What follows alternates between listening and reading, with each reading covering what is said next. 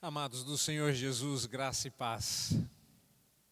Meus queridos, a alegria é minha, a honra é minha e o privilégio é meu de retornar a me reunir aqui com os irmãos e trazer a mensagem e compartilhar com os irmãos daquilo que o Senhor nos tem dado a conhecer e estudar.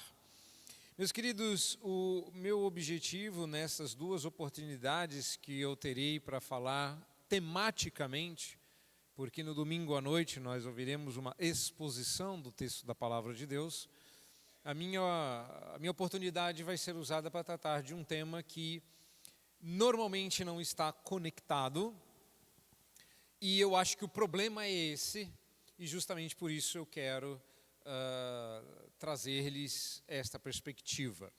Antes, porém, de eu sair tratando do tema, me perguntaram que tipo de microfone eu queria e eu escolhi um que eu possa andar e caminhar para falar com vocês. O que eu não sei se ajuda muito se está filmando, mas eu posso ignorar esse fato e andar livremente? Então tá joia. Obrigado. Livre agora fora da jaula, eis que caminho. Porque o meu objetivo aqui não é falar para um mundaréu de gente que não está aqui. Vocês estão aqui. E eu gosto de andar para falar com as pessoas e olhar nos olhos delas, porque eu falo com as pessoas. E uma das coisas que eu tenho notado, meus irmãos, é que quando a gente fala sobre cosmovisão, está claro aqui, vocês conseguem ler? Joia. Eu tenho notado que há um problema grave e eu não vou conseguir consertá-lo plenamente em uma única noite. Eu mal e mal consigo fazê-lo ao longo de um semestre. Mas a ideia é o seguinte: não confunda sua religião com a sua cosmovisão. Lamentavelmente, para nossa tristeza e para nossa loucura, nós podemos ter uma religião e outra cosmovisão. Eu defendo aberta, clara e academicamente, porque um pouco do que vocês vão ver aqui foi material de artigo científico publicado em livro acadêmico, onde eu defendi a tese que eu quero apresentar para vocês esta noite, que um problema de cosmovisão, de fato, pode te enlouquecer. E o problema está no fato de que nós temos, como cristãos reformados, uma única opção de cosmovisão. Existem milhares, eu vou dar um exemplo de algumas aqui ao final da palestra de hoje, mas o fato é que nenhuma delas serve ao ser humano. O ser humano foi criado por Deus para ter uma única cosmovisão. Mas nós abandonamos o Senhor, pecamos contra Ele, nos rebelamos contra o seu ser, revertemos a sua vontade, invertemos o seu propósito. De modo que agora, quando nós ouvimos a palavra de Deus, nós saímos correndo para o outro lado e nos escondemos na vã expectativa de que não sejamos encontrados. Nós fazemos isso primeiro fisicamente, quando os nossos primeiros pais tentaram essa estratégia ao sair do Éden, mas nós continuamos a fazê-lo agora filosoficamente, conceitualmente, academicamente. E o meu drama é que na igreja eu tenho visto muita gente da religião cristã, mas das cosmovisões que eu vou listar aqui. Ou seja, eu vou mencionar algumas, tentar explicar muito en passant, porque o curso não é de cosmovisão. A minha ideia é estabelecer uma relação entre o que você chama de doença mental, o que as pessoas chamam de saúde psíquica e que isso tem a ver com a sua cosmovisão. E hoje e amanhã eu vou tentar estabelecer um ponto que eu creio seja fundamental para a gente sair dessa espiral. Mas enquanto a gente, como cristão, buscar respostas no mundo, nós estaremos fazendo como o rei Acaz, que, encantado com um altar lá no estrangeiro, pediu o projeto e mandou-o para Jerusalém para que ele fosse replicado na Terra Santa. E chegando lá, ele ofereceu um culto a Deus em um projeto estranho. E por óbvio, o profeta foi levantado para recriminá-lo. E nós estamos ao longo de vários anos, décadas, milênios, insistindo num projeto que não vai dar certo, oferecendo fogo estranho ao Senhor como Nadab e Abiú. O problema é que a gente quer sair ileso disso. No passado, como fisicamente Deus teve que vestir Adão e Eva, hoje em dia o Senhor fere a nossa psique. E nós sairemos doidos se nós não corrigirmos a nossa cosmovisão. E como é que a gente faz isso? Não recorrendo a outras alternativas, a não ser a alternativa fornecida por Deus. Feita a provocação, eu quero começar fazendo uma pergunta que raramente as pessoas se fazem. A gente sai falando sobre o assunto, e uma das coisas que vocês vão aprender aqui, porque eu ensino o tema, mas eu tento sempre dar algumas dicas, porque sempre tem um conselheiro ou outro que está aí presente. Então, se você é conselheiro cristão, especialmente se você for conselheiro redentivo, me permita dar algumas dicas. A primeira delas é: nunca presuma.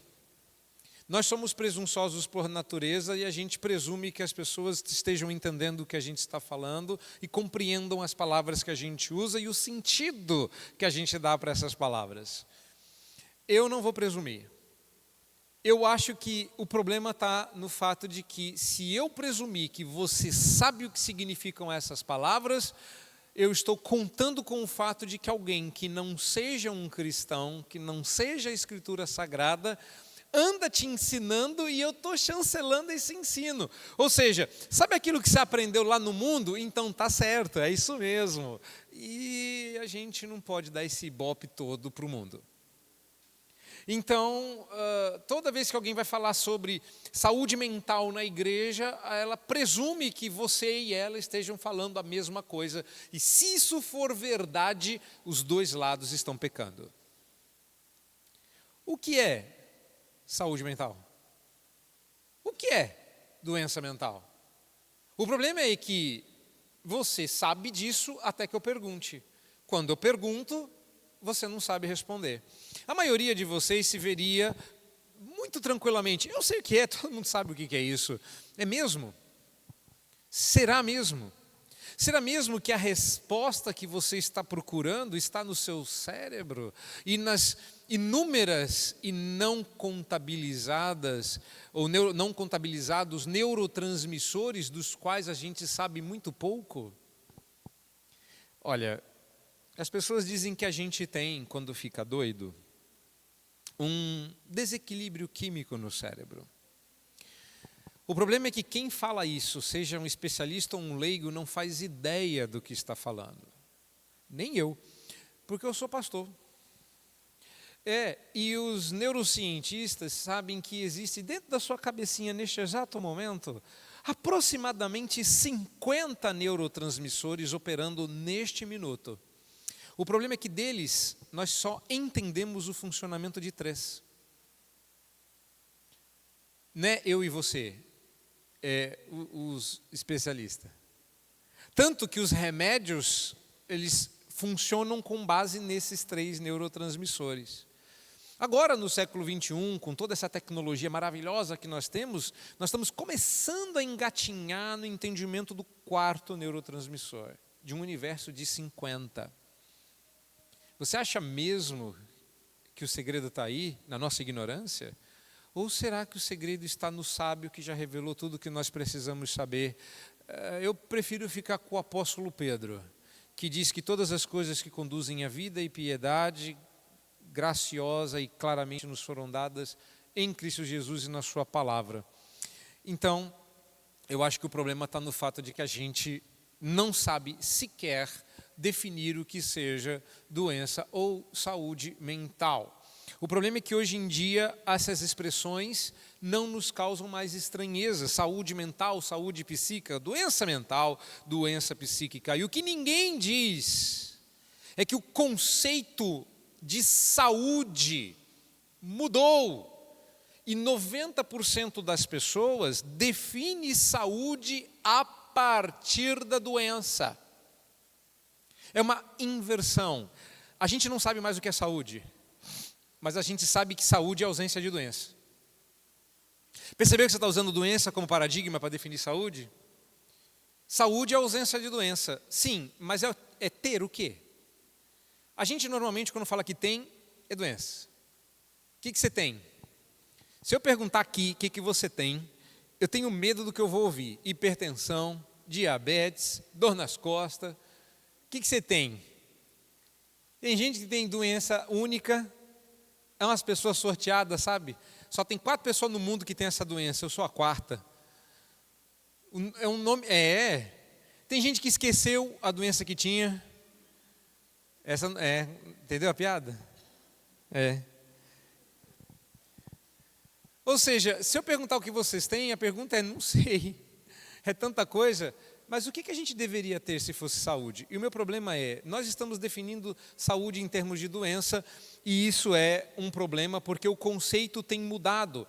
Historicamente, o conceito de saúde sempre foi dependente do conceito de doença. Não é só você que faz isso.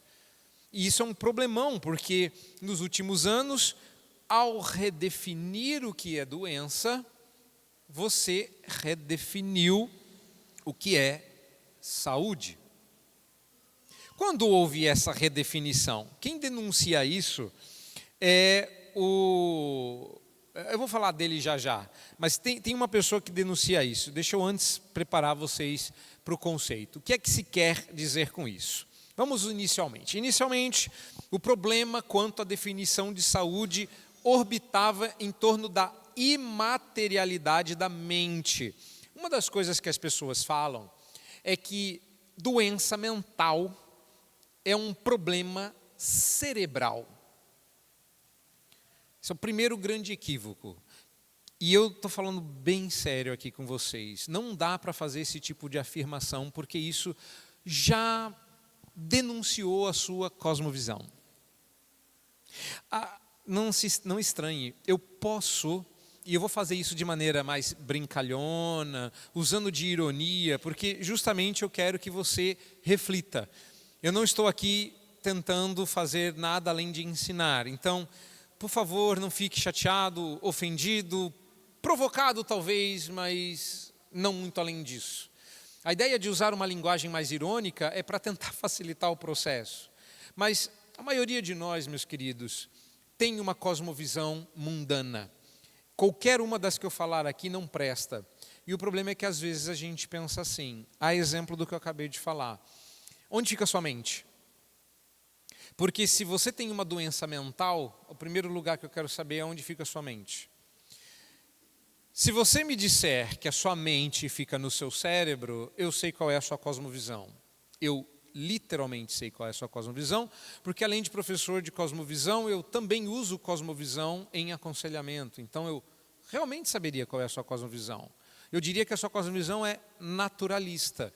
E o pior, você é um cristão de religião, mas em termos de cosmovisão você não é diferente de Charles Darwin. E isso é um problema. É um problema que a longo prazo pode parecer pequeno, mas a loucura te alcançará, como alcançou outros no passado. O próprio Sigmund Freud era darwinista. Agora, se você disser que a sua mente fica na sua alma, eu também sei qual é a sua cosmovisão. E se a sua mente fica na sua alma, não, você não é um cristão. Pode até ser cristão de religião, mas não de cosmovisão. E não é bíblico, com certeza. Mas eu também saberia qual é a sua cosmovisão. Entretanto, que remédios você usaria para tratar a sua mente? Porque a partir do momento que você não sabe onde a sua mente fica, e você está tomando um remédio, a próxima pergunta que eu vou fazer é, qual é o princípio ativo do remédio que você está tomando e onde ele age. Todo remédio que você toma, você não põe dentro do ouvido para ir parar dentro do cérebro. E nem dentro do nariz. Tu põe na boca. Se tu põe na boca, não sobe, desce. Ah, mas eu vou tomar ele de cabeça para baixo. Não adianta, porque a comida que desce para o seu estômago não desce por causa da gravidade. Desce por causa de movimentos peristálticos do seu esôfago. Ela é literalmente empurrada. Você sabia que você pode comer de cabeça para baixo, que ela vai subir para o seu estômago? Ah, mas não volta? Comer não, beber sim. Mas comer não, pode ficar tranquilo. Ah, e se você beber e conseguir engolir, não volta. Então não tem nada a ver. Agora, se você pôs na boca e engoliu, vai para o seu estômago. Se for para o seu estômago, vai ser digerido. Se for digerido, vai para os intestinos. E o restante vai ser processado pelo seu fígado, pelo seu rim, pelo seu pâncreas, pela suprarrenal, que sobe e leva tudo lá para a sua glândula pineal, no cérebro, que é distribuído pelo seu lado de broca, que depois passa para... Gente, não tem como. Todo o seu organismo vai entrar na brincadeira. Olha, a outra opção é um supositório. Então, não, você não vai colocar no seu cérebro nada. Onde fica a sua alma? Qual a opção? Não gostou dessa? A mais santa é pior, porque se a sua alma fica na sua alma, que remédio que você toma pela sua boca vai parar na sua alma? Tem um. É um mosteiro, tem umas irmã carmelita, que elas pegam as frases de um padre lá que foi, como é que fala, quando ele vira santo? Canonizado. Vocês são presbiteriano ou católico? E aí, as frases desse padre são colocadas dentro de uma pílula, ele é benzido. Estou falando sério, isso existe. E aí, esse remédio é nada mais do que... eu estou falando sério, isso existe, tá? São frases desse padre enroladas bem pequenininha, elas que escrevem. Aí elas põem num papelzinho comestível, aí elas põem dentro da cápsula e você toma a palavra de Deus. Aí ela vai para a alma. Eu vou escrever, vou lançar a pílula do aconselhamento redentivo. A gente vai pegar trechos do livro do Vadislau, vou escrever bem pequenininho e você toma. Vai parar lá na sua alma. Gostou? Você me ajuda a vender? Eu vou chamar aquela moça da Top Term para vender para nós. Você precisa... Onde está a sua alma? A gente não faz essa pergunta básica. Onde está a mente das pessoas? Onde está o problema que nós estamos tentando tratar? As pessoas simplesmente, antigamente, de acordo com definições técnicas, e eu já vou falar um pouquinho delas, não poderiam ficar doentes, porque mente não fica doente, porque doença tem a ver com problemas físicos. E um dos mais ferrenhos defensores desta ideia era o doutor Thomas Stephen Sachs. O professor Thomas Sachs não era só psiquiatra, mas ele era professor emérito de psiquiatria na Health Science Center da Universidade do Estado de Nova York, em Syracuse. Para um professor ser emérito, significa que ele ensinou continuamente na mesma instituição por mais de 25 anos. Então, quando alguém desafia, e eu entendo, tá? De verdade, desafia as noções provocativas que eu venho a trazer, eu super entendo. Você é, na melhor das hipóteses, especialista em Bíblia, porque tu é pastor. Os especialistas dizem o quê? Esse é um especialista. Ele lecionou psiquiatria por 25 anos na Escola de Medicina da Universidade de Nova York. O professor Thomas Sachs dizia que pessoas não podiam ficar doentes na mente, porque a mente não é uma entidade física e doença precisa de um patógeno ou de uma patologia, o que significa que quando você fica doente, você pode fazer um exame e mostrar. Ninguém fica psicologicamente diabético. Aliás, vocês adorariam ficar psicologicamente diabéticos, não é?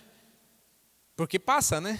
O problema da diabetes é que você sabendo disso ou não, ela aumenta a glicose do seu sangue. Minha prima é a quinta filha de um conjunto de 4 Marias. Eu tenho um tio que tentou ter um menino e ele fez 5 mulheres. Era Maria das Dores, Maria do não sei o quê, Maria daquilo. É tanta Maria que a gente chama elas pelos apelidos. O problema é que quando nasceu a raspa do tacho, minhas primas são todas mais velhas do que eu, ele enjoou de chamar de Maria. E aí ele deu o nome para ela de Mary. Então a minha... Só que ele não falou com esse sotaque nordestino. Então a Mary, como ela é conhecida, ela não sabia que ela era diabética. Ela é um pouquinho mais velha só do que eu, mas a gente tem mais ou menos a mesma idade. E ela tinha um sonho de ganhar um bolo só para si. E aí, num determinado aniversário, deram esse bolo de presente para ela e ela estava comendo o bolo. E aí ela começou a se sentir mal e subiu para o quarto, não descia. Alguém foi chamá-la, ela tinha convulsionado no quarto. Ela estava entrando em coma diabético, porque ela não sabia que era diabética. Olha só, diabetes não é psicológica. Fizeram o exame, descobriu que era diabética, nunca mais comeu bolo. Está viva, está feliz, está cuidando da saúde, louvado seja o Senhor por isso. Mas outras doenças, como pressão alta, que eu sei que algumas pessoas dizem isso, o Senhor é contra essa ideia, mas a Bíblia nunca falou que a gente não ficaria doente. E o problema é que quando a pessoa fala isso, no minuto seguinte, ela compara, por exemplo, ansiedade com diabetes. Não, eu não estou nem inventando, irmã. Falaram isso para mim. Falaram assim, você não admite que uma pessoa fique ansiosa e isso seja uma doença, mas você não tem problema com diabetes. Bom, a Bíblia não fala de diabetes, mas a Bíblia fala de ansiedade. A segunda coisa é que há 15 anos atrás, ou menos, eu estava falando sobre isso e me chamaram. A gente estava numa reunião com todos os professores de seminário do Brasil inteiro e me chamaram porque no grupo, os grupos focais eram por áreas. Eu estava no grupo focal dos professores de aconselhamento, eu fui chamado para prestar depoimento no grupo focal dos professores de psicologia. Eu me senti numa CPI. Então é você... Sim, o que aconteceu? Fala assim, você está dizendo que ansiedade não é uma doença. Falei, mas não é, né, gente? Eles falaram, não é, claro que é.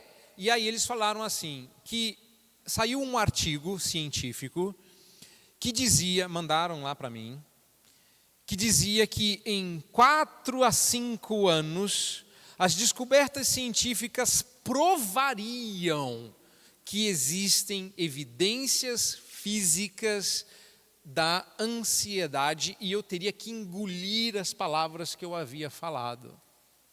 E eu fiquei aguardando, porque eu hoje à tarde eu falei para os professores e eu contei para eles que eu não era uma flor que se cheirasse, né? Eu tinha cheiro de amônia, não podia cheirar muito perto não, que eu fazia mal. E aí eu era encardido. Então, quando a pessoa falou assim para mim, daqui a 5 anos você vai ver uma publicação, você vai ter que engolir as suas palavras. E eu, para não ficar por baixo, falei assim, então, nesses próximos 5 anos eu vou falar bastante, porque já que eu vou ter que ficar quieto, eu vou falar bastante até lá. E eu fiquei aguardando. Confesso que eu só parecia corajoso. Eu estava morrendo de medo de sair um artigo e ser tudo mentira que eu estava falando. Falei, meu Deus... Passou-se 5, passou-se 10, passou-se 12 anos. Eu fui para a África, voltei.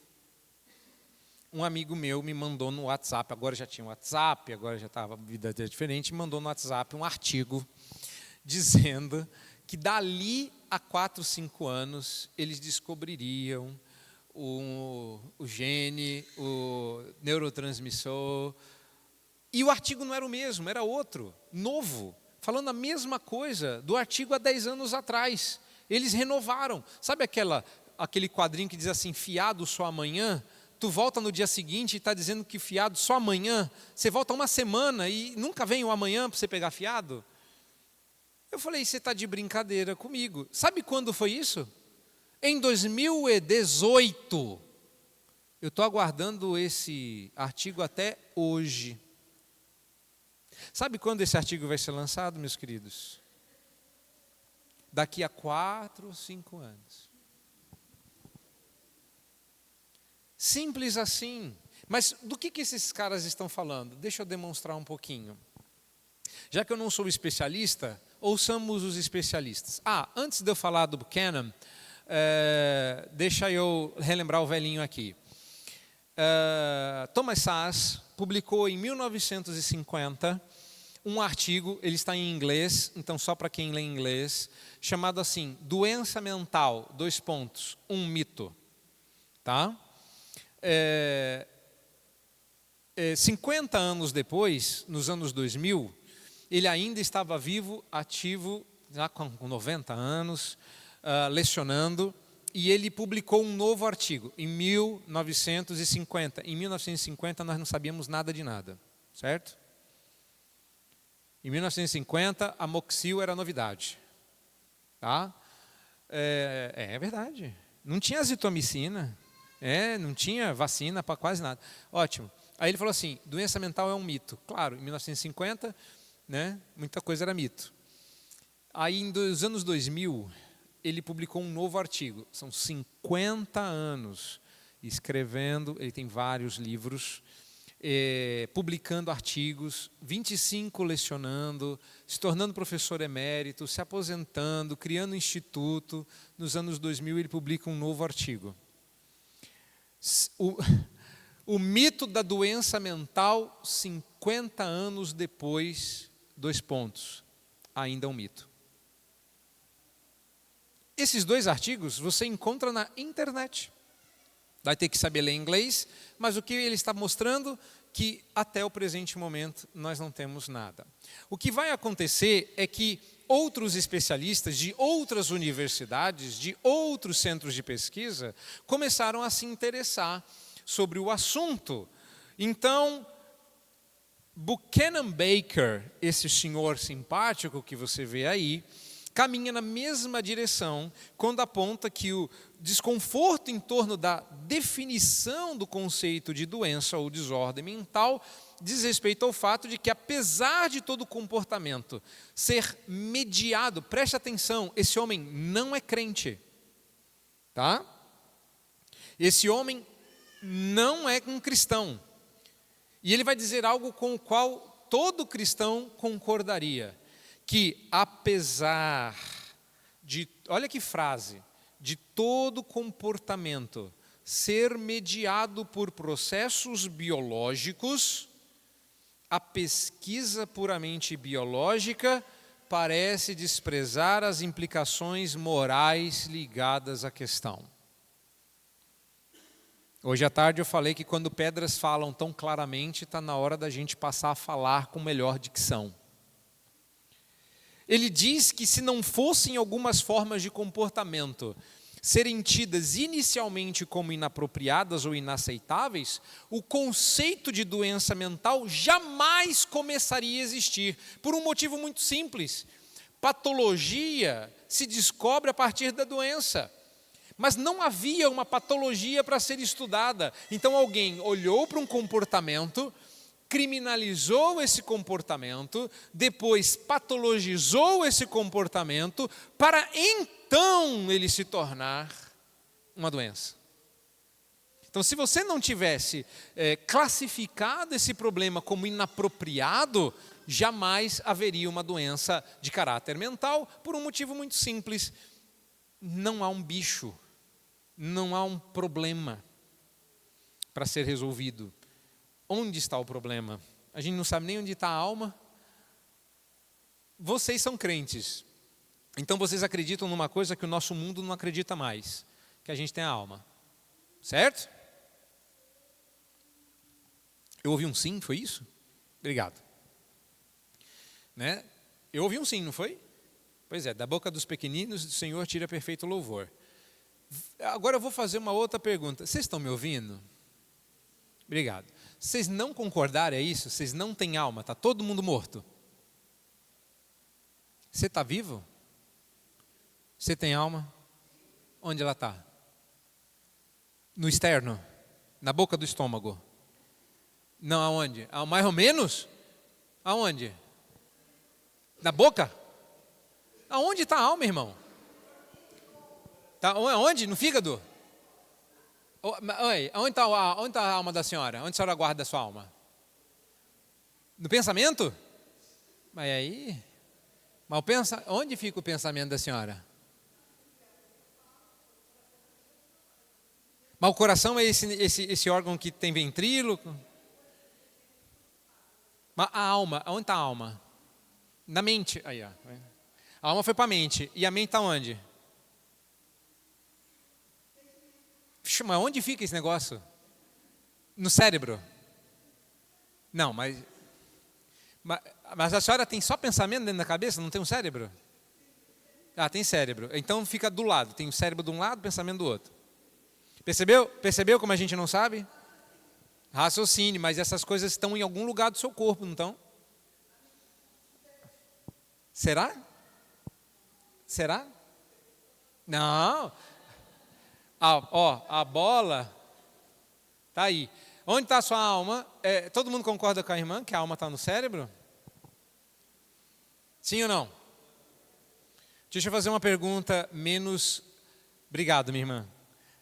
Deixa eu fazer uma pergunta menos técnica.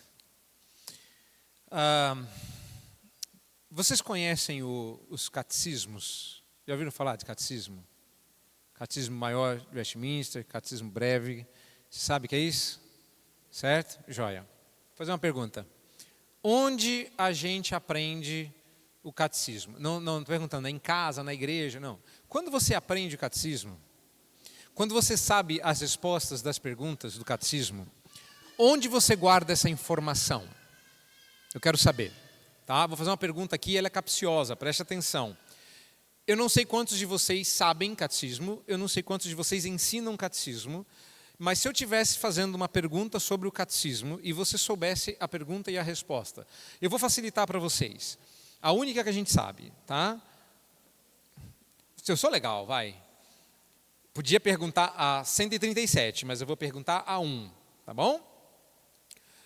E o pior é que já tem uma menina que falou assim, nossa, 137.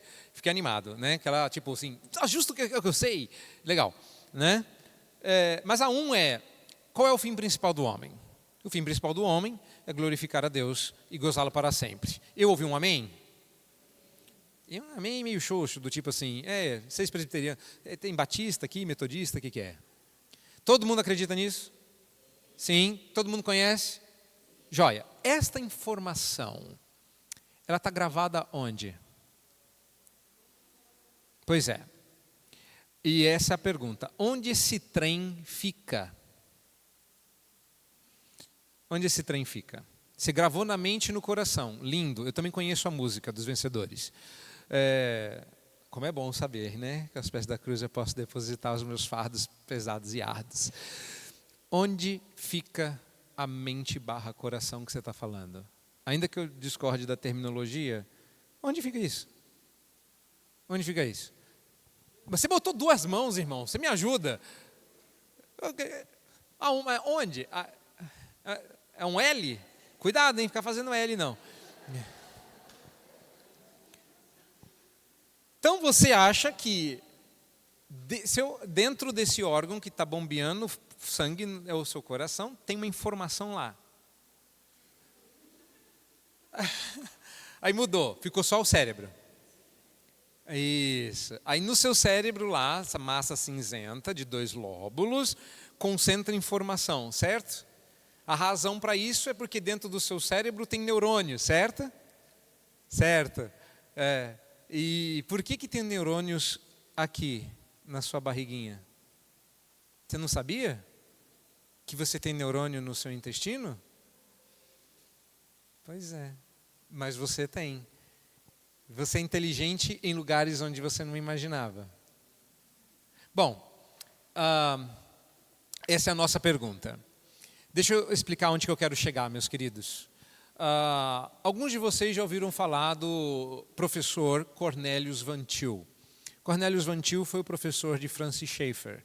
Francis Schaeffer e Cornelius Van Til foram professores do reverendo Vadislau Martins Gomes, meu mestre e mentor. Cornelius Van Til é o pai da apologética cristã e principal, vamos dizer assim, filósofo cristão do nosso tempo, do século XX, tá? 19 para o 20, finalzinho 19, início do 20. Bom, ele era holandês, e os holandeses usam outro catecismo. Eles usam o catecismo de Heidelberg, que começa diferente, começa dizendo assim: qual que é a nossa única certeza na vida e na morte? E responde-se: a nossa única certeza na vida e na morte é que eu pertenço de corpo e alma ao meu Senhor Jesus Cristo, o Deus encarnado. Reverendo Cornelius Van Til teve demência no final da sua vida. Alguns acreditam que ele tenha tido Alzheimer não diagnosticado. E ele ficou acamado por muitos anos, praticamente não responsivo. Ou seja, não reconhecia mais as pessoas. Quem já teve parente com Alzheimer ou com demência vascular cerebral sabe como isso é triste e bastante real. Correto? Pois é. Eu fui para a África estudar. Lá são 12 línguas. As 2 primeiras são em inglês. Calma, essa história tem um fim interessantíssimo. E eu quero ele prestando atenção. Eu quero você. Porque você me deu a resposta que eu quero usar. E ele está torcendo, está feliz da vida, tadinho. Vai se dar mal. Mas olha só, tadinho, está achando que é boa a coisa, né? Não, calma, mas vai ouvindo. Porque ele falou, a gente guarda aqui e aqui. Aí aqui ficou vazio, só sobrou aqui, certo? Então a informação a gente grava no cérebro por causa dos neurônios. Memória fica aqui, certo? Joia! Quando você tem demência vascular cerebral ou você tem Alzheimer, aonde que você fica doente? Aonde que você fica doente? Obrigado, irmã. Mostra para, olha lá, tá vendo? Mostra para ele ali, ó. No cérebro. Alzheimer é aqui, certo? Sim? Alguém teve Alzheimer no rim? Alguém tem Alzheimer no fígado? Não? Alzheimer é no cérebro? Confere? Joia. Meu professor falava Afrikaans. A língua Afrikaans, ela lembra um holandês antigo. E todo sul-africano sabe disso. E ele estava nos Estados Unidos e representou a universidade em que eu estudei, mas isso muitos anos antes de eu sonhar em ser gente, tá? Ele era um jovenzinho, estava nos Estados Unidos estudando e foi fazer uma visita à casa de Cornelius Van Til, porque todo mundo queria conhecer o homem, né? E ele já estava acamado, já estava bem velho, bem doente, né? E não reconhecia mais ninguém, etc. E ele quis impressionar quem estava lá. E ele, como falar, ele é um nativo africano, ele falou assim: vou impressionar Van Til, que Van Til é holandês, veio com 6 anos de idade para os Estados Unidos, eu vou saudar ele em holandês. Eu vou abrir a porta, quando me falarem assim, pode entrar no quarto do Van Til, a hora que abrir a porta eu vou falar bom dia em holandês. Eu não sei falar afrikaans. Eu vou falar aqui, vocês vão achar que eu estou falando certo e vai ficar nisso. Temos algum holandês presente? Então, o melhor holandês que vocês têm é o meu. Tá? Então, ele falou assim, bom dia, como vai? O gaat het met je? E no momento em que ele falou holandês, Van Til, que estava parado, deitado, abriu os olhos e disse, em holandês, minha única certeza na vida ou na morte é que eu pertenço a Cristo, meu Senhor, Jesus Cristo, o Deus encarnado. Com Alzheimer, cérebro danificado, não reconhecia mais ninguém. Da onde veio essa informação? Exato, mas ela não fica no cérebro. Esse é o meu ponto. Se você está absolutamente correto, e justamente por isso você prova meu ponto. A alma não está no cérebro. Porque se tivesse, ele tinha esquecido. Porque ele estava com quase 80 anos, ou mais por volta disso. Ele fala inglês desde os 6 anos de idade. Aprendeu essa pergunta em holandês antes dos 6 anos. E ele sabia que se alguém falasse com ele em holandês, só que ele não falou bom dia, como vai? Ele não falou tudo bem e você? Quando ele ouviu o holandês, a primeira coisa que ele pensou é, o que eu aprendi em holandês? Que eu sou salvo por Cristo Jesus. E o meu corpo e minha alma pertencem ao meu Redentor.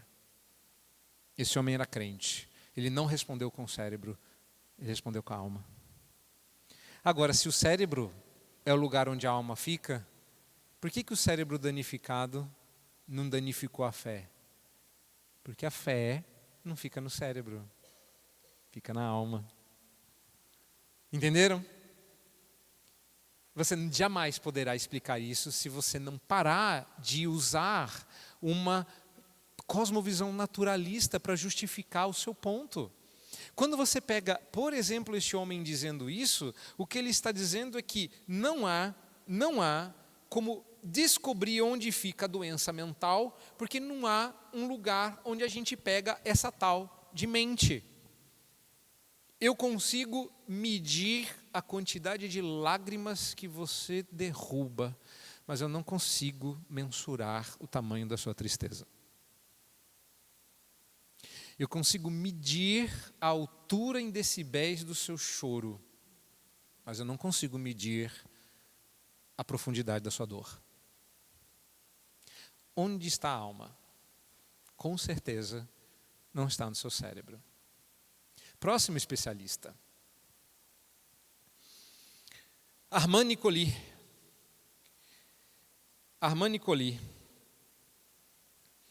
Olha que interessantíssimo o artigo dele. O que a cosmovisão do cientista ou do médico tem de influência na sua pesquisa? Estou lendo em inglês aqui. O que a cosmovisão do cientista ou do médico influencia na sua pesquisa ou no seu trabalho? Esse é o título do artigo deste homem. E o que ele diz? Que quando considerados somente do ponto de vista dos processos biológicos e suas relações bioquímicas, a pesquisa não tem demonstrado como suficiente bases sólidas para fornecer informações incontestáveis ou conclusões inequívocas no campo da psiquiatria. Eu te dou o número da página em que ele diz isso.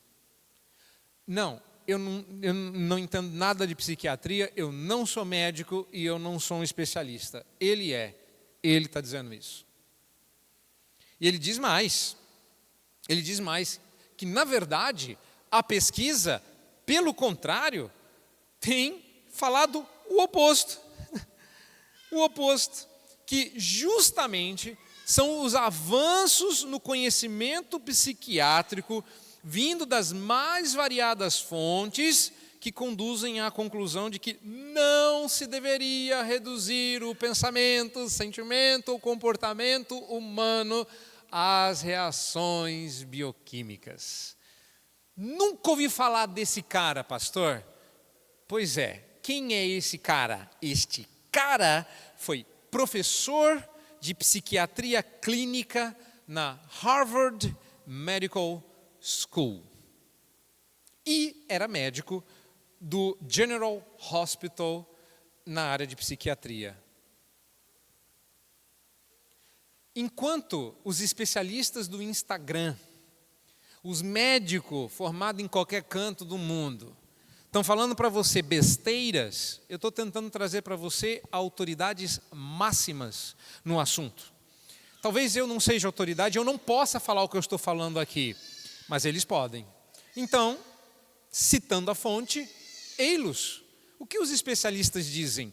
Bom, o professor emérito da Universidade de Nova York diz isso. O professor pesquisador acho que é da Stanford, o Dr. Baker Buchanan, disse aquilo. E o professor da Harvard disse isso. Eu ainda teria mais um monte, mas o tempo exige que eu ande. Irmãos, nós não estamos de brincadeira quando a gente diz que o problema não é físico, é de cosmovisão. Bom, pelo menos o Armand Colli, conhecido professor de Harvard e não crente, entendeu que era um problema de cosmovisão. Então, quando a gente fala de cosmovisão, a gente fica tocado pelo assunto.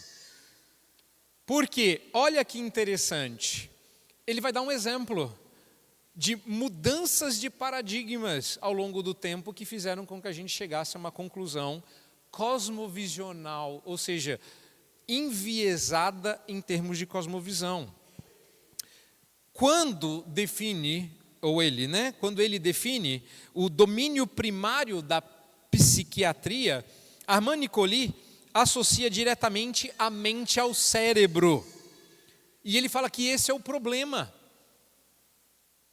Vocês acabaram de ver aqui, quando a gente fala de mente, o primeiro lugar que tu aponta é para dentro da sua cabeça.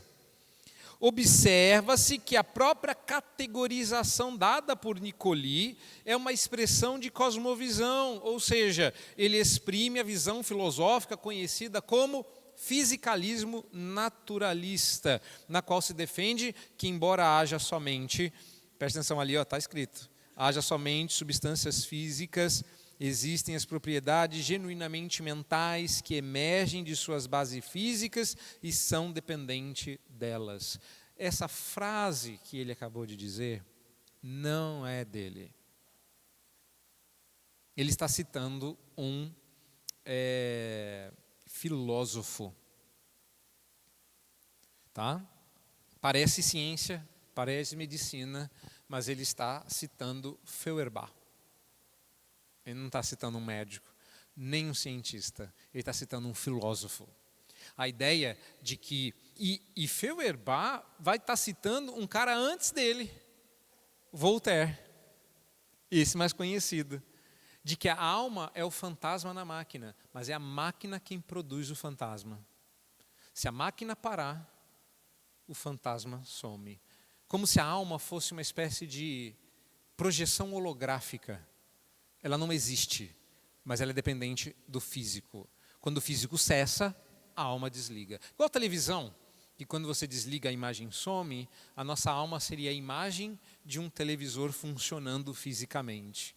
Nada poderia estar mais longe da verdade. O meu problema é, isso não tem a ver com biologia, isso não tem a ver com fisicalidade, não tem a ver com conhecimento biológico, não tem a ver com anatomia humana e menos ainda com antropologia bíblica. Está tudo errado. A gente está citando filósofo, filtrado por médico, achando que a gente está falando verdades, enquanto isso Deus olha de cima e fala, o que vocês estão fazendo? Eu vou deixar vocês enlouquecerem. Eu vou deixar vocês perdidos nas suas muitas línguas. E Deus tem deixado a gente falar na base da Torre de Babel, sem conseguir se entender.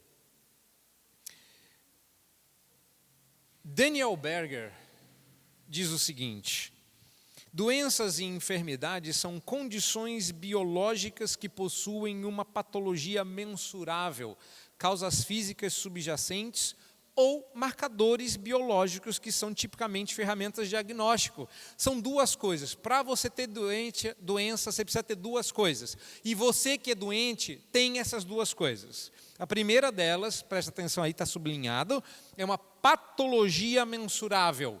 Quem tem gripe tem um vírus. Quem tem um problema mais grave como febre tem uma bactéria. Às vezes você tem um protozoário, mas tem um bicho que precisa ser morto. Você toma quem tem verme toma um antivermífugo, fica bom. Quem tem bactéria toma antibiótico, fica bom. Quem tem vírus tem sistema imunológico, você fortalece ele, vai lá e mata, você fica bom. Pronto, matou o bicho. Pronto. Então câncer, se ele for patologia mensurável, você tira o câncer, limpa o que sobra, fica bom. Precisa sobreviver, mas fica bom. A outra coisa é o marcador biológico. Diabetes não é uma doença nesse sentido, claro que não, mas você tem um marcador biológico, significa que você parou de produzir insulina da maneira correta. Então há uma marcação biológica, ou seja, eu posso pegar o seu sangue e medir a sua glicose e saber onde está o problema. É mensurável. Eu pego a sua pressão alta, você faz uma medição de pressão e você sabe quanto a sua pressão está baixa e está alta. Você tem um marcador biológico. Eu tive câncer, as células cancerígenas no meu corpo foram contadas. Eu fui internado com 92% de blastos. Como é que eles sabiam que não era 89, 75, mais da metade, um montão, mas 92%? Porque deu para contar. Quando a gente vira um para o outro e fala assim, hoje eu estou um pouco deprimido, você não pode perguntar, quanto? Porque não tem como medir. Mas depressão é doença, né? Quem afirmou isso foi o Papai Noel. Agora eu vou esperar vocês entenderem a piada.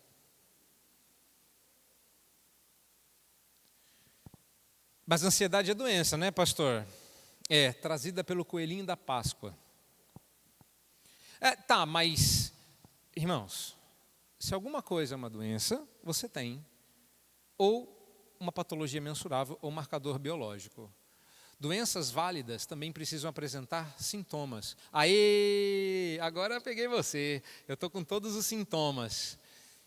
Mas a verdadeira natureza da doença não depende da lista de sintomas. Espera lá, sintoma é algo que aponta para o que você tem. Mas não é só o que você tem. Você tem os sintomas, significa que você tem uma doença. Mas se você tiver só o sintoma, significa que você tem uma doença? Todo bom médico olha para o sintoma e faz um exame para confirmar que tem doença. É assim que funciona, não é mesmo? O problema é o livro, né, que diz quais são os sintomas e quais não são. Não só os rótulos psiquiátricos, ainda é o Daniel Berger falando, que procuram resumir as condições humanas comuns que são prejudiciais ou angustiantes, obscurecem importantes considerações e tratamentos, mas também ainda possibilitam mais a fé no modelo médico e sustentam a teoria biológica especulativa. Eu acho que eu citei ele na última vez que eu vim, um médico chamado Daniel Daniels, conhecido pelo seu nome comercial, Theodore Dalrymple. Ele escreveu o livro Evasivas Admiráveis, o último especialista que eu vou citar hoje à noite. Ele foi professor de psicologia e de psiquiatria em todos os continentes do planeta Terra. Todos. Todos os continentes ele lecionou e ensinou em algum hospital ou escola. E é ele quem disse, aqui eu estou citando o Berger, mas ele quem diz que a teoria do desequilíbrio químico no cérebro é uma fantasia que a medicina ainda não conseguiu provar. Não sou eu. Eu adoro remédio. Não me entenda mal. Eu sou o que as pessoas chamam de hipocondríaco. Minha esposa veio comigo hoje, quem quiser conferir. Eu adoro remédio. Eu detesto ir, ela está aqui para comprovar, eu detesto ir ao mercado. Eu detesto sair para comprar. Só tem um lugar que quando ela fala que precisa ir, eu digo, manda eu. Você já sabe qual é, né? Farmácia. E olha que as nossas farmácias são tudo magricela. Farmácia boa, rapaz, é aquelas farmácias dos Estados Unidos. Irmão, 2 andares de remédio. Você sabia que quando eu estudei nos Estados Unidos, tinha uma Walgreens. Existem 2 grandes redes de farmácia nos Estados Unidos, a Walgreens é uma delas. Rapaz, eu ia lá para passar a tarde andando, eu estou falando sério. Tinha nada para fazer, tinha 2 horas daqui até a próxima aula. Eu ia para a farmácia para andar, para ver o que tinha. 2 andares, irmão. Só tinha uma, eu não estou brincando, tinha um corredor do tamanho desse banco aí, só de ômega 3. Rapaz, eu vi ômega 3 com chocolate, ômega 3 com morango, ômega 3 com vitamina D. Ei, coisa boa. O meu problema é não ter dinheiro, irmão. Porque eu ia voltar o tubarão, de tanto ômega 3 que eu ia tomar. Eu ia virar o Aquaman. Que delícia. Vocês sabem, né? Que o ômega 3 vem do peixe, né? Rapaz, eu ia voltar respirando pelas guelras, de tanto que eu gosto de remédio. Não me entenda mal, eu não sou contra a medicação. O meu problema é que quando eu tomo uma medicação, eu quero saber o que ela está fazendo no meu corpo. Eu quero saber aonde que ela está agindo. Agora, tudo que eu ponho na boca, no nariz, nos olhos, ou em qualquer outro lugar que a medicina encontre um meio eficaz de enfiar um remédio, eu sei o que vai fazer comigo. O problema é que só existe um remédio que medica a alma. E é a palavra de Deus. Então, se o seu problema é na alma, você precisa de um remédio que haja na alma.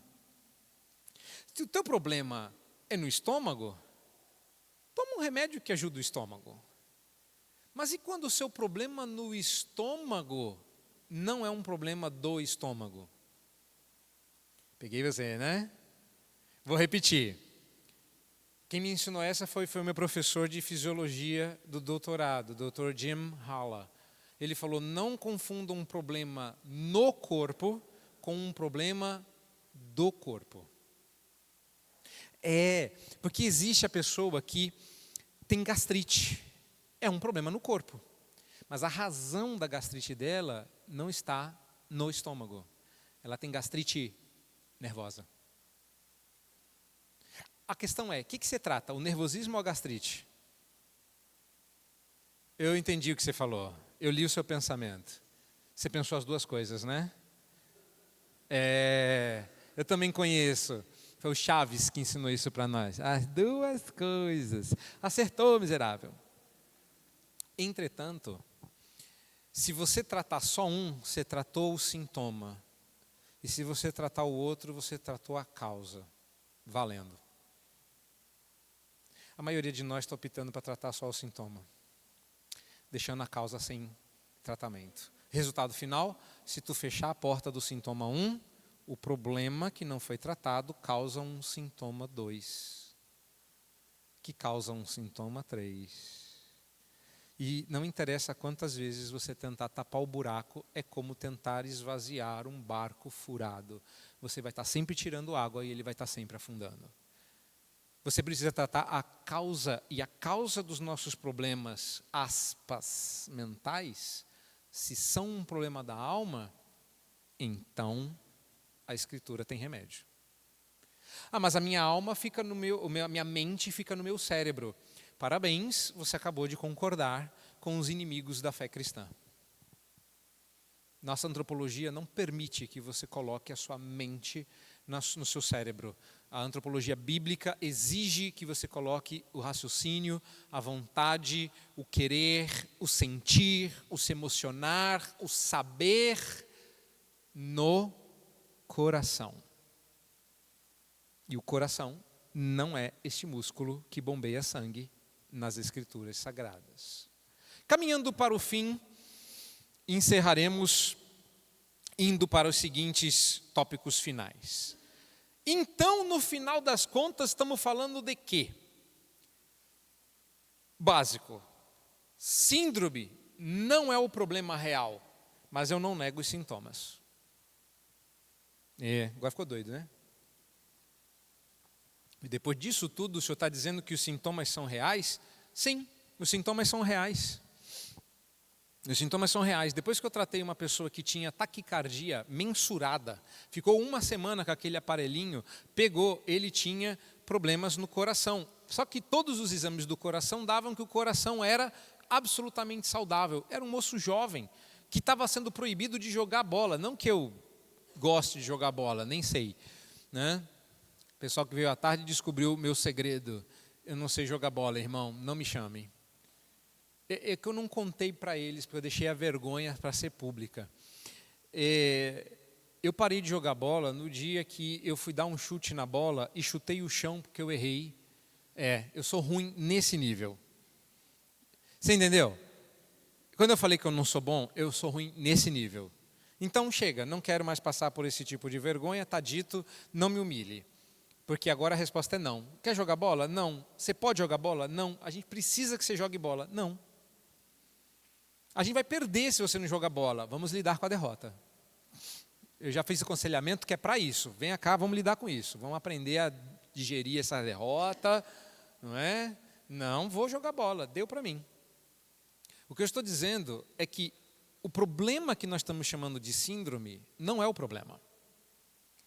O sintoma do problema é apenas uma amostragem. Qual é o problema? Ninguém está fazendo essa pergunta. A pergunta é qual é o sintoma e como trata.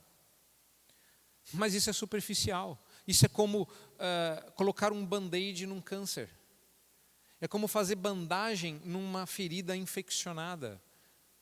Você tem que tratar de dentro para fora e não de fora para dentro. Então, há um problema dentro de você que nós estamos tratando de fora para dentro e a Escritura trata você de dentro para fora. Pois não?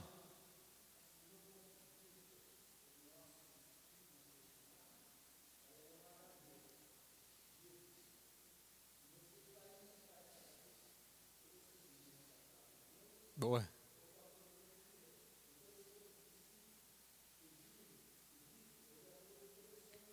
Boa.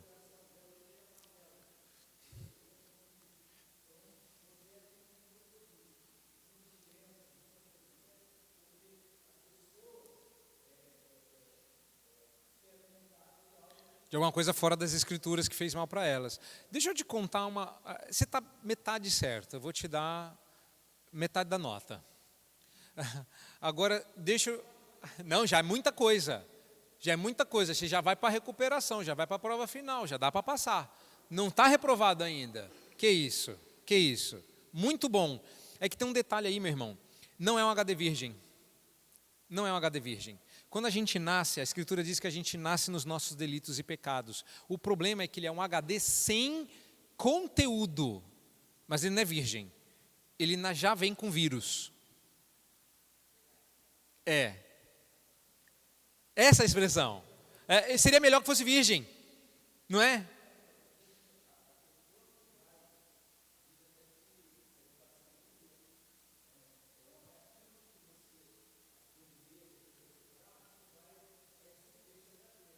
Sim, mas você também é responsável por... Veja bem, quando você é pequeno, o que te dão na boca tu come.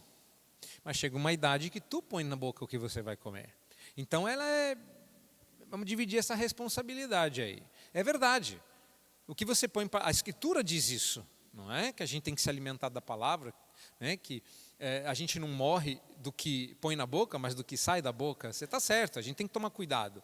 O ponto é que tudo que você põe dentro do seu coração fica contaminado para o vírus. E o meu problema é que quando você come Bíblia, mas não come o antivírus, o vírus come o que você põe de bom. Entende? Então o correto seria você se alimentar das Escrituras e de um antivírus. Ou, se você preferir, apologeticamente. Porque você não come só Bíblia. Você come ciência. Você come regra gramatical, você aprendeu português. Antigamente, não é da sua época não, tá? É verdade, não é da sua época. É da época desse senhor atrás de você, olha para trás dele. Na época dele, se aprendia gramática na escola. Ele é da época que tinha que aprender tabuada. Você nem sabe o que é isso. Brincadeira, eu estou brincando, eu sei que você sabe. Mas ele teve que aprender, irmãozão. Não podia ir para a escola de calculadora, não. Podia? Não? Pois é. Hoje em dia, não só pode ir com a calculadora, tem uma calculadora no seu celular. Entendeu? É terrível. Pois é. Nós estamos vivendo um problemão. A gente esquece que a gente tem uma mesa variada. A mesa do rei Nabucodonosor tem muita comida. E nenhuma delas atende às regras do Senhor. A pergunta é: qual dos pratos você vai comer? A gente não se pergunta.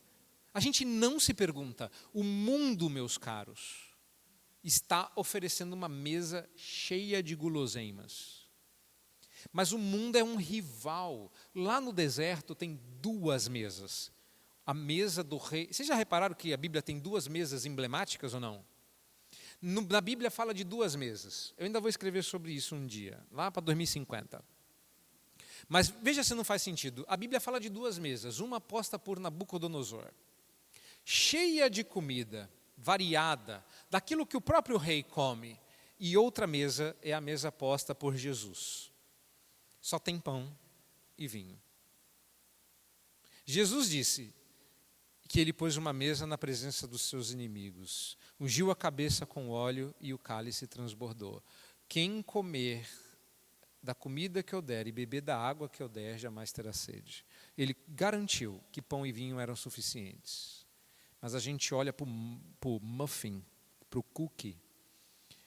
Lá em São Paulo, eles estrearam um donuts novo. Vocês ficaram sabendo? Não? Você está com a cara de que ficou sabendo, não é? Falou em donuts, você falou assim, sei do que você está falando. Está dando 4 horas de fila para você comer o donuts. Não adianta você clamar por Jesus. Jesus não tem nada a ver com donuts. Jesus dá pão e vinho, não donuts. Entendeu a brincadeira? Tem duas mesas para nós. A gente não está se perguntando de onde está vindo a comida. Quando alguém te serve uma comida, a gente não está perguntando de onde vem. De qual mesa você pegou.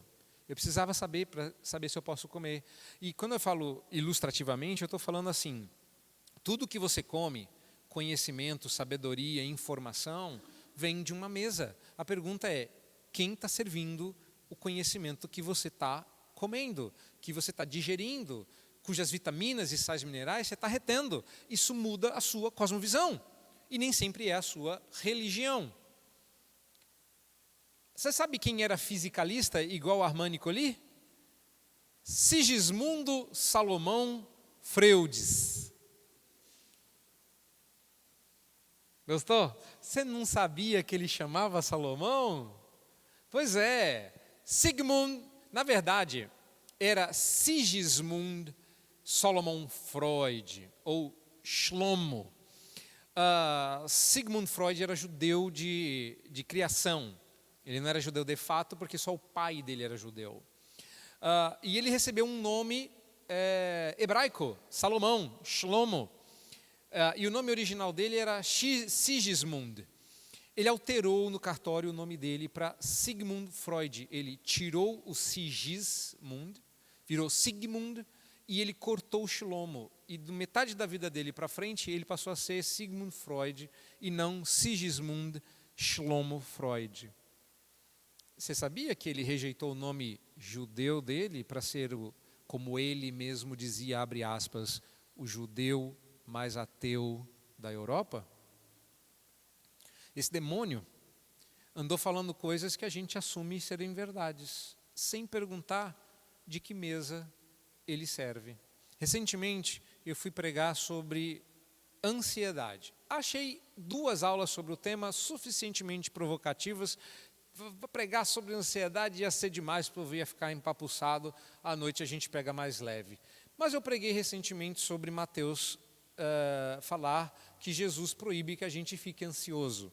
E a minha introdução foi exatamente essa. Irmãos, tem 2 judeus aqui falando coisas diferentes. A gente precisa decidir qual judeu que a gente vai seguir. Tem um judeu que diz assim, ansiedade é tudo bom, todo mundo tem ansiedade, só depois de um tempo que fica patológica, dali para baixo é ok, e ansiedade é uma doença. De um outro lado, tem um outro judeu dizendo assim, ansiedade é pecado, quem tem ansiedade está tentando se colocar no lugar de Deus ao invés de confiar nele, quem é filho de Deus não precisa ficar ansioso, que Deus já garantiu a comida, a bebida e a roupa. O nome do primeiro judeu é Sigmund Freud, o nome do segundo judeu é Jesus Cristo. Qual judeu você quer seguir? É claro que o povo ficou curioso, né? Falei, deixa eu mostrar o que Jesus fala. E a gente foi para o texto. Esse camarada disse que o naturalismo, ou o que ele chamava de fisicalismo materialista, era a cosmovisão por detrás da psicanálise. Agora eu já falei bastante, deixa eu bater um pouco mais forte. Eu não quero bater em ninguém, estou brincando, eu não quero ofender ninguém. Meus irmãos, entendam, a maneira irônica ou brincalhona que eu faço é apenas para despertar as nossas mentes para a verdade. Mas me permita, eu não consigo conceber um pastor psicanalista. Eu não consigo conceber. Você tem que escolher. Gente, não dá para você ser um vascaíno flamenguista. Tu já ouviu falar de um palmeirense corintiano? Não, você tem que decidir, meu querido. Outro é um, outro é outro. Você não pode cortar dos dois lados, é esquisito, é errado, é pecaminoso. Ou você joga no time de Deus, ou você joga contra ele. Ou você é a favor, quem junta não espalha. Ou você acredita na cosmovisão cristã, ou você acredita na cosmovisão naturalista. Então eu sou naturalista. Ótimo, tu não é cristão. Beijo, tchau. Acabou. Chega. Está na hora de você decidir. E eu adoraria falar muito tempo, mas eu estou com medo de falar muito tempo mesmo. Né? Irmão, eu sei. O pastor falou assim, fale tudo o que você trouxe. Não dá, irmão. É muita coisa. É muita coisa mesmo. Eu vou ter que parar em algum momento. E eu não quero parar num momento muito complicado. Do que nós estamos falando? Nós estamos falando de uma cosmovisão que não acredita que Deus exista. Nós estamos falando de uma cosmovisão que acredita que tudo que existe é a natureza. O limite máximo da realidade é a biologia. E tudo que compreende a biologia, física, química, etc., Freud, que era naturalista, dizia que nós somos animais, por isso que eu acho horrível quando um crente chama a gente de animal racional. Esse animal precisa se converter, ele não pode falar um negócio desse, porque isso é pecado. Eu não sou animal, eu sou criado à imagem de Deus. Tu conhece algum animal que foi criado à imagem de Deus? Não, mas tem uns animais criados à imagem de Deus falando besteira. A gente precisa resgatar essas pessoas para Cristo. Entendeu? O naturalismo diz que a única coisa que existe é a natureza. Nós acreditamos em alguma coisa acima da natureza. Não acreditamos só no natural, nós acreditamos no sobrenatural. Irmãos, recentemente eu fui pregar sobre a multiplicação dos pães e peixes.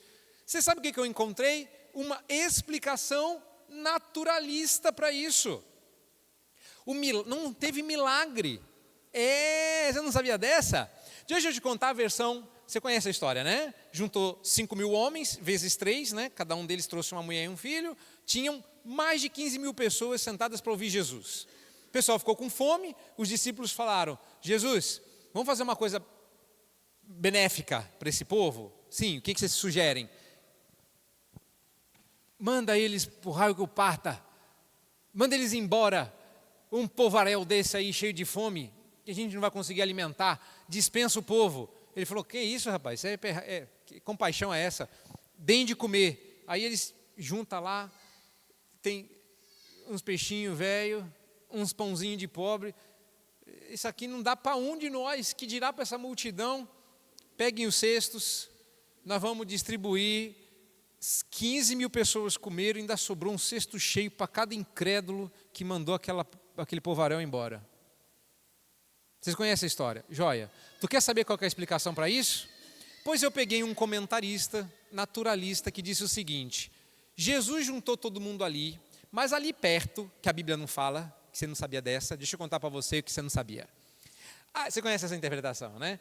Ali perto, tinha as cavernas que Jesus escondia pão e peixe. É verdade. Aí, olha eu tentando convencer vocês da mentira. Aí Jesus mandou o povo sentar e orar. Enquanto eles sentaram e oraram, os 12 discípulos foram até aquela caverna e encheram cestos de pães e peixes.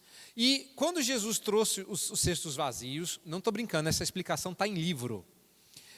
Os meninos vieram por detrás do manto de Jesus, colocaram os peixes nas mangas de Jesus e o pão na outra. E Jesus foi pegando assim, aí o peixe caía, dentro do cesto. Aí ele esticava a outra mão, caía um pão, de dentro da manga de Jesus assim. Mas na verdade eram os discípulos que estavam por detrás do manto de Jesus, colocando peixe e... Você está rindo?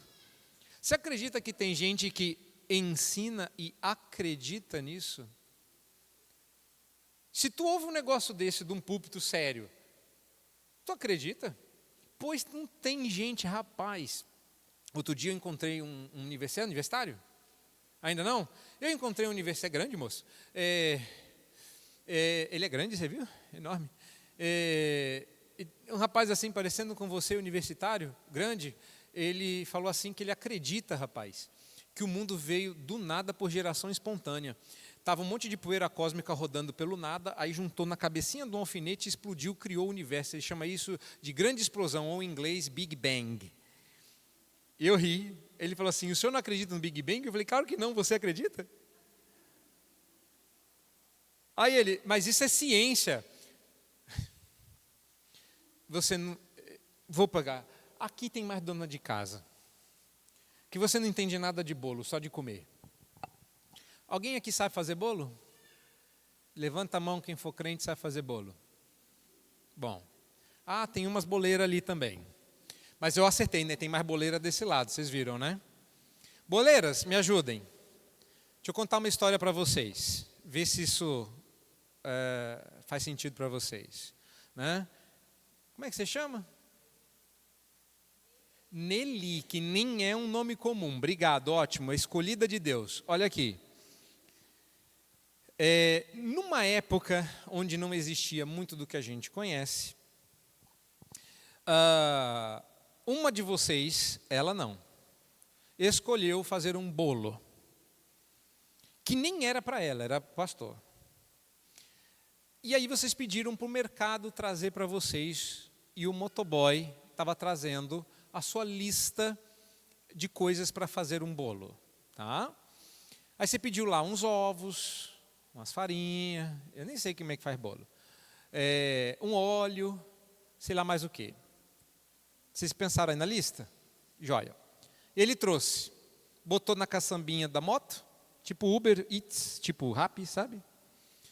E aí ele estava chegando na sua casa, quando ele sofreu um acidente, escorregou da moto, a moto rodou, o motoqueiro sobreviveu, mas a moto rodou, bateu no poste e pegou fogo. Na hora que a moto estava rodando, as compras abriram lá dentro da caçamba. Voou farinha, ovo, e foi rodando, e os trem foram batendo, e o trem foi rodando. Na hora que bateu no poste, a moto pegou fogo, e as bagunças dentro daquela caixinha da moto. Quando apagou o fogo, e abriram a caixinha da moto, aquela caçamba, tinha um bolo de chocolate escrito Feliz Aniversário Nelly. Vocês acreditam?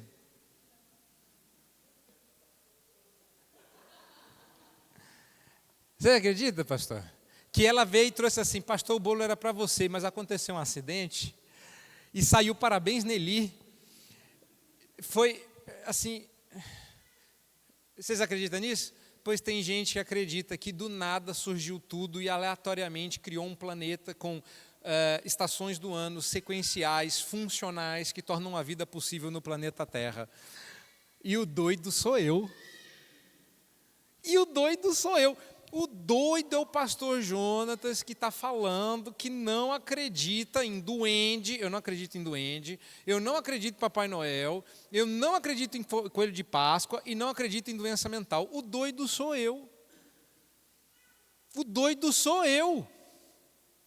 Pois a loucura de Deus é mais sábia do que os homens. Prefiro um Deus que colocou o sol e disse para que ele serve, colocou a lua e disse para que ela serve, colocou o mundo para rodar numa velocidade perfeita para não passar nem a mais nem a menos, colocou um homem e colocou nele a sua imagem e disse o que era para fazer com o mundo.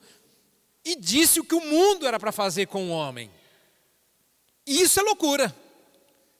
Mas o bolo vindo da moto, isso é plenamente possível. Isso é o que o naturalismo ensina. E esse é o problema do nosso mundo.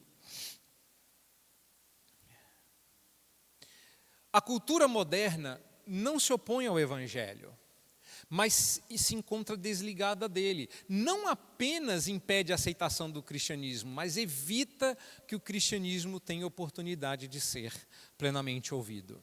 O problema é que a gente começa a usar uma linguagem pecaminosa para tentar explicar o que a gente crê.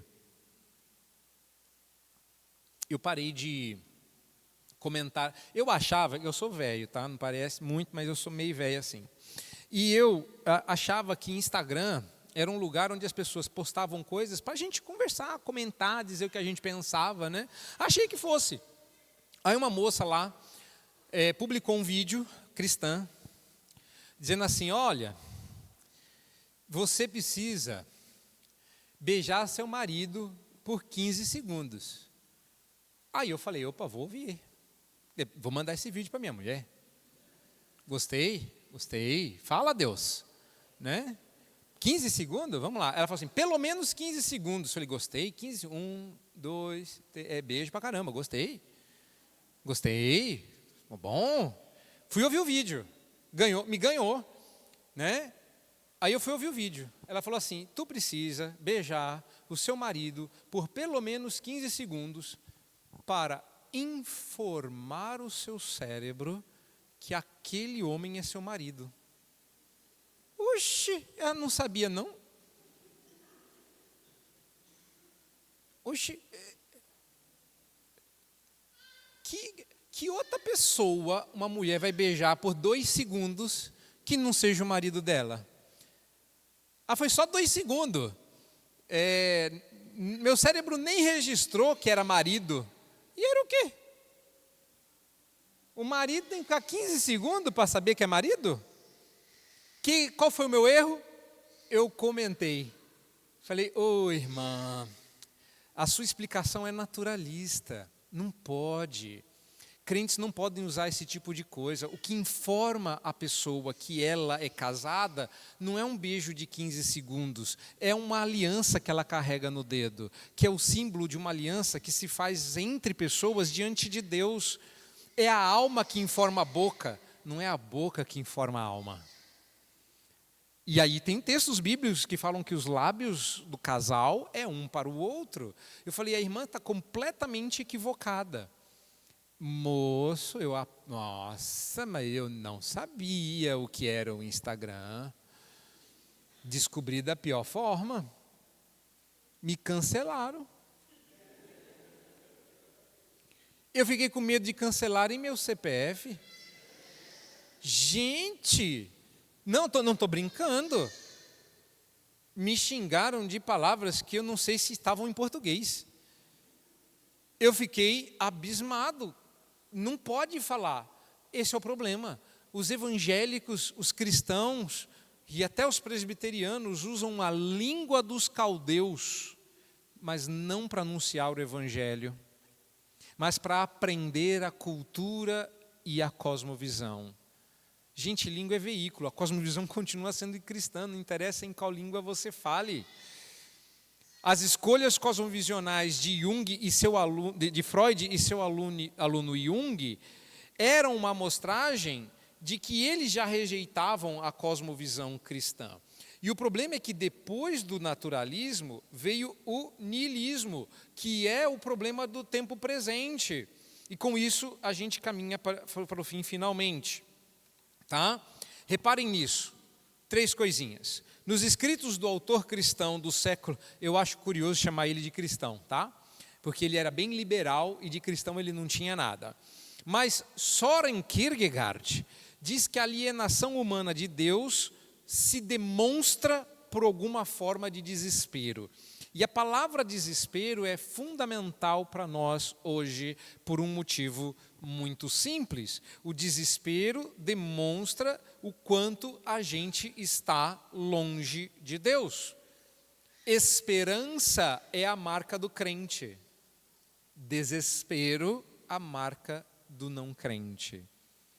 Só que hoje em dia a gente tem crente desesperado e a gente tem ímpio esperançoso. E o pior, a gente começa a ver crente buscando esperança com ímpio. Nós estamos em busca de um sentido. E aqui eu não estou... mas agora tu vai correr... Não. Eu estou correndo de propósito por causa de um motivo. Nós estamos em busca de um sentido. O sentido é a verdade. E a fé cristã contém a verdade. Nós estamos andando perdidos, a esmo, não sabemos para onde ir. Precisamos de um objetivo. As pessoas começaram meditando pela manhã, agora estão tomando café com Deus. Elas não sabem o que elas querem porque é Deus quem toma café com a gente. Não é você que vai tomar café com Deus. É Ele que vem a nós. É Ele que toma café com você. É Ele que põe a mesa. Tu se senta à mesa dele. Tu não convida Ele à sua. Olha a loucura. É Ele que te convida para a mesa. É Ele que sacia sua fome. É Ele que te dá a verdade. Nós estamos buscando a verdade fora da fé cristã? Jamais. Eu estou correndo, meu querido, porque o sentido que a gente está buscando não está em nós, está fora de nós. E é sobre isso que eu vou falar amanhã. Eu vou falar sobre teorreferência. Eu não corri, eu encerrei. Isso pode curar a sua doença mental. E amanhã eu vou tentar mostrar como isso, teorreferência, pode ser o segredo entre loucura e doença. E você migrar para o lado da sanidade e da saúde. A sanidade e a saúde estão na teorreferência. Mas quando você não tem isso, você busca em qualquer lugar no horizonte. Pois no horizonte não há respostas. Mas na verticalidade sim. Brasil, olha para cima. Olha para Deus. Olha para o Criador. Olha para o Redentor. Olha para aquele que mantém a sua fé firme, o autor e consumador da sua fé, Cristo Jesus, o Senhor. Não é brincadeira. Amanhã, semana que vem, me convidando. Amanhã eu vou falar para vocês sobre como a teorreferência pode fazer você voltar à sessão. Irmãos, amanhã a palestra não será tão técnica, tá? Eu fiz uma cama aqui, eu sei que amanhã é escola dominical, então amanhã a aula vai ter um pouco mais, mas ela é uma continuação. Então a parte técnica, a citação de cientistas, tudo isso fica aqui por hoje. Então, amanhã é um combinado entre nós, tá? Eu vou falar uns negócios, o pessoal pode ficar bravo. Vocês são meu exército, me defendam. Porque vocês viram as provas. Falam, não é louco não. Ele mostrou lá que tem uns caras que é doido, pior que ele. Entendeu? E os caras são tudo bom assim, me ajudem. Porque algumas pessoas poderão não entender o que eu vou falar amanhã, porque eu acho que amanhã vai ter mais gente. Então, por que vocês vieram hoje? Porque é o trabalho de vocês me ajudar. Eu vou amanhã fazer provocações que pode ser que algumas pessoas não entendam. O ministério de vocês será ajudá-las a chegar às mesmas condições. Vocês vão concluir mais rápido e outros vão concluir porque vocês concluíram. Isso é reino de Deus. Eu discipulo vocês, vocês discipulam os demais. Que Deus assim nos abençoe, para que a gente descubra em Deus a resposta que a gente está procurando e acalme a alma. Em Cristo Jesus. Amém.